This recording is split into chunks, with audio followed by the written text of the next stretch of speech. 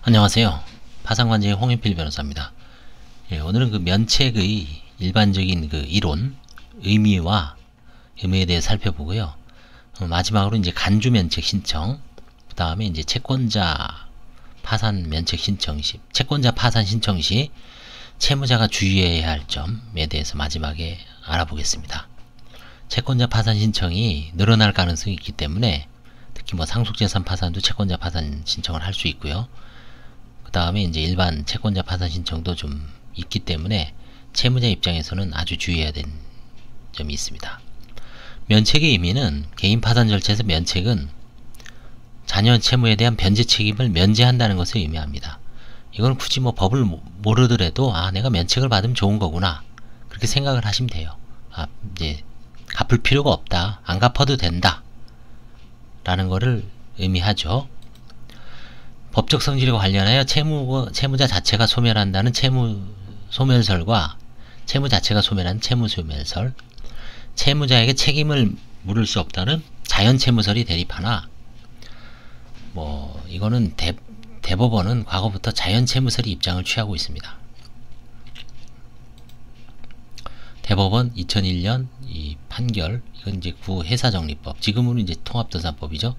회사정리법 제241조는 정리계획의 인가가 있는 때에는 계획의 규정 또는 같은 법의 규정에 의하여 인정된 권리를 제외하고 회사는 모든 정리채권과 정리담보권에 관하여 그 책임을 면한다고 규정하고 있는 바, 여기서 말하는 면책이라 함은 채무 자체는 존속하지만 회사에 대하여 이행을 강제할 수 없다는 의미로 봄이 상당하다. 이게 이제 대법원의 판시 취지입니다. 그 이후에 나온 또 판결을 보시면 회사정리법 제241조에서 말하는 면책이라 함은 채무 자체는 존속하지만 회사에 대하여 이행을 강제할 수 없다는 의미라고 봄이 상당하므로 이와 같은 면책된 채무는 이른바 자연채무라고 판시하였다. 이게 이제 교과서에도 나온 얘기입니다. 면책된 채권은 통상 이 채권이 가지는 소재기의 권능과 집행력을 상실합니다. 채권의 가장 본질적 기능이 뭐냐면 소를 제기할 수 있어야 됩니다. 권능과 집행력을 말합니다. 이걸 두 가지를 상실합니다. 면책된 채권을 피보전 채권을 하는 사행의 취소 청구도 허용되지 않습니다.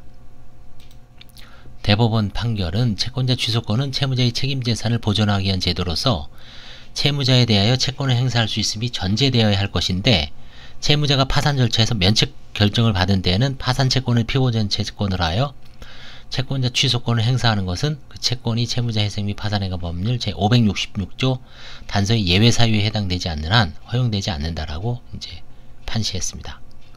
자연채무설이 입장에 서면 채무는 여전히 존재한 상태이므로 채무자가 임의로 그 채무를 이행할 경우 채권자가 수령하는 것은 부당이득이 되지 않습니다. 다만 임의 변제가 유효하기 위해서는 자발성이 인정되어야 할 것인데, 파산 절차 진행 중에 채무자가 채권자들에게 파산 채권에 관하여 이행각서 등을 작성해주는 경우가 있는데, 자발성이 인정되지 않는 경우에는 대부분일 것이므로 그 효력을 인정할 수 없는 경우가 무효라고 보는 게 많습니다. 그 다음에 면책제도에 관하여 대법원과 이게 아마 채권자들이 불만이 있어서 헌법재판소에 아마 위헌 심판 제청을 한 것 같아요. 헌법재판소 헌바 320 결정에서는 이제 합헌이라고 규정을 했습니다. 면책의 이념 근거. 면책의 이념 내지 근거와 관련해서는 특전설과 갱생설이 있습니다. 특전설은 파산 채무자의 이익 실현에 성실하게 협조한 채무자에 대한 특혜로서 면책을 부여한다는 입장이죠. 갱생설은 면책을 사회보장제도의 일환이나 채무자의 갱생의 수단으로 보는 입장입니다. 결국은 면책도 하나의 사회보장으로 봐야 되겠죠. 왜냐하면 어려운 채무자를 국가의 어떤 급부로 도와주는 것도 중요하지만 채무 자체를 면책을 시키면 법적인 사회보장제도로 완벽한 사회보장제도가 되는 게 되겠죠. 현행법은 일정한 면책 불허가 사유가 있는 경우 외에는 반드시 면책을 허가하여야 하고 법 564조에 허가하여야 한다라고 되어 있습니다. 그 다음에 재량면책의 근거 규정을 신설했습니다. 564조 제2항에 그 면책 불허가 사유가 있음에도 불구하고 법원이 채무자의 갱생을 위해서 면책을 허가할 수 있음을 규정하고 있습니다. 결국 이것도 갱생설이 입장을 취한 것으로 해석됩니다. 서울회생법원은 갱생설이 입장에 입각하여 실무를 처리하고 있습니다. 갱생설이 입장을 취한다고 하여도 제도의 운영은 그 시대의 사회-경제적 배경에 따라 변경될 수 있기 때문에 파산 면책제도는 채권자의 정당한 채권 실현과 채무자의 갱생이라는 이념이 상호 대립되어 왔으며 그중 어느 하나를 우선시킬 것인가는 각 시대의 현실 상황에 따라 달라져 왔고 향후에도 달라질 수밖에 없습니다. 그 다음에 이제 간주 면책 신청을 한번 보겠습니다.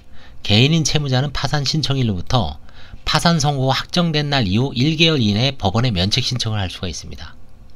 법 556조 제1항에 이렇게 규정되어 있습니다. 그런데 채무자가 파산 신청을 한 경우에는 반대의 의사표시를 하지 않는 한 파산 신청과 동시에 면책 신청을 한 것으로 간주됩니다. 566조 제3항 이를 간주 면책 신청이라고 합니다. 구파산법에서는 이 제도가 없었어요. 파산 신청과 별도로 면책 신청을 해야 했는데 면책 신청 기간이 도과하여 면책 결정을 받지 못할 위험성을 고려해서 도입된 것입니다. 어떻게 해갖고 기간을 놓치거나 또 제가 저번에 한번 이 유튜브에도 올렸는데 그때 제도입 파산에서 보시기 바랍니다. 돈이 없어갖고 면책 신청을 못하신 분이 있어요. 2005년 전에. 그래서 지금 15년 만에 다시 면책 신청을 파산 및 면책 신청을 할 수 있을까요? 라고 이제 물어봐서 이게 제도입 파산이냐 아니냐 질의응답한 사안이 있습니다. 그 다음에 이제 간주 면책 신청은 채무자가 파산 신청을 한 경우에만 적용되고 오늘의 포인트입니다. 그 채권자가 파산 신청을 한 경우에 이른바 채권자 파산 신청 사건에서는 채무자는 별도로 반드시 면책 신청 기간 안에 면책 신청을 해야 합니다. 그거는 뭐냐면 채무자의 파산 선고가 확정되고 채권자 파산 신청의 경우에는 채무자가 파산 선고에 대해서 항고하는 경우가 많습니다. 그런 경우는 아직 확정이 안 되죠. 그래서 나중에 이제 항고도 기각되고 재항고도 기각됐어. 그럼 결국 채권자가 파산 신청한 게 받아들여져서 채무자의 파산 선고가 이제 확정된 날로부터 한 달입니다. 그렇기 때문에 좀 여유는 있지만 그 항고 재판, 재항고 재판이 다 끝나고 확정된 날로부터 한 달이기 때문에 좀 여유는 있지만 하다가 이제 깜빡 놓쳐서 못한 경우가 있었습니다. 실제로 있었는데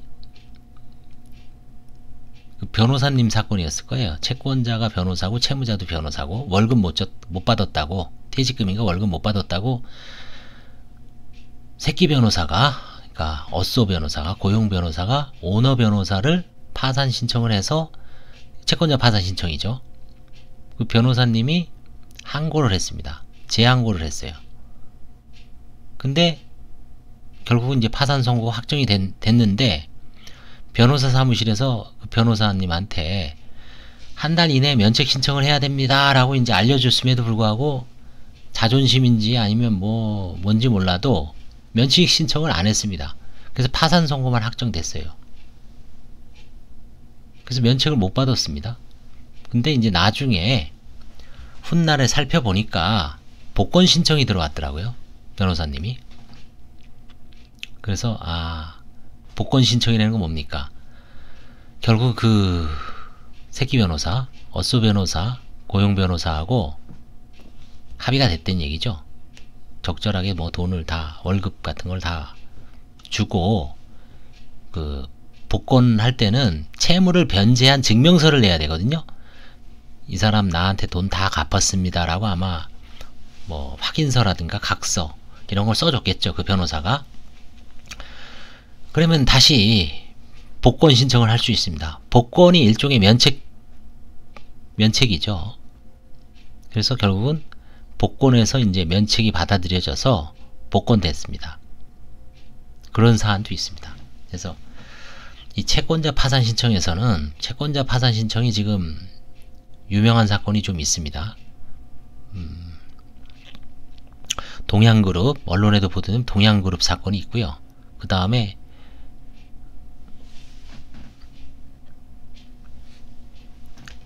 채권자 파산 신청을 하여튼 잘 살펴보시기 바랍니다. 감사합니다.